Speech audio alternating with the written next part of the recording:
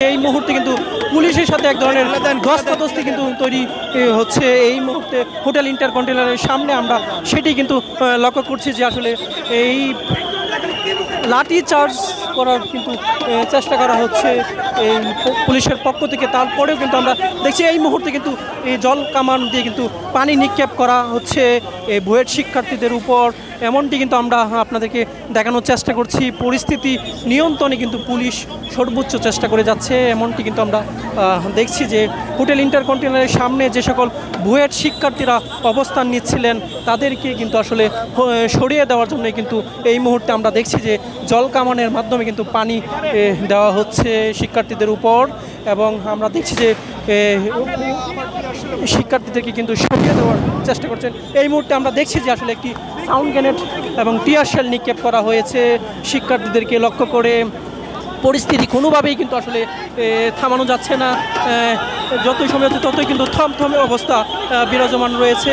এই মুহূর্তে আমরা দেখছি পুলিশ এবং শিক্ষার্থীরা কিন্তু একেবারে সংঘর্ষে জড়িয়ে পড়েছেন, পরিস্থিতি কিন্তু একেবারে কিন্তু ভয়াবহ আকার ধারণ করেছে। আমরা দেখছি পুলিশের পক্ষ থেকে কিন্তু টিয়ার শেল নিক্ষেপ করা হচ্ছে পরিস্থিতি নিয়ন্ত্রণে, এবং শিক্ষার্থীরা কিন্তু কোনোভাবেই কিন্তু আসলে এই যে হোটেল ইন্টারকন্টিনেন্টালের সামনে যে তারা অবস্থান নিয়েছেন সেই জায়গা থেকে কিন্তু কোনোভাবেই সরে যাচ্ছেন না, এমনটি কিন্তু আমরা দেখছি। এই মুহূর্তে একেবারে উত্তপ্ত পরিস্থিতি বিরাজমান করছে হোটেল ইন্টারকন্টিনেন্টালের সামনে।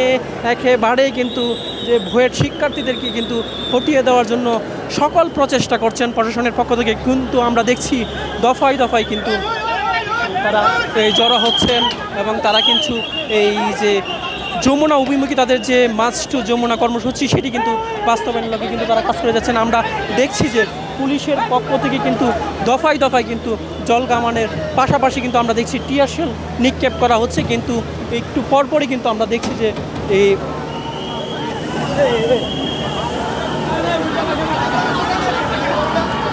আমরা দেখছি এই মুহূর্তে জল কামানের যে ট্যাঙ্ক ফাটছে,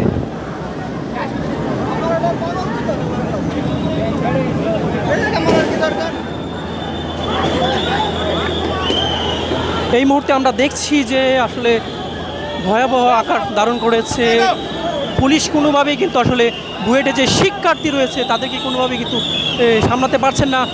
বুয়েটের শিক্ষার্থীরা কিন্তু আমরা দেখছি যে ব্যারিকেড তৈরি করছেন, এবং সেই ব্যারিকেড কিন্তু আমরা দেখছি এই মুহূর্তে আরও একটি টিয়ার শেল কিন্তু নিক্ষেপ করা হয়েছে বুয়েট শিক্ষার্থীদেরকে লক্ষ্য করে। কোনোভাবেই কিন্তু পরিস্থিতি নিয়ন্ত্রণ করা যাচ্ছে না।